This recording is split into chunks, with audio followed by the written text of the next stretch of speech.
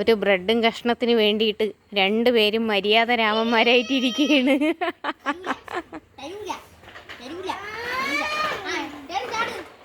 ആ ടെറി ചാടിയത് കണക്ക് തന്നെ.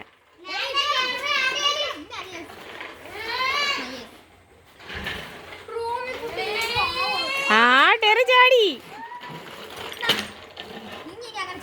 നീ ചാടി എന്റെ പറ മൊത്തം അഴുക്കാം.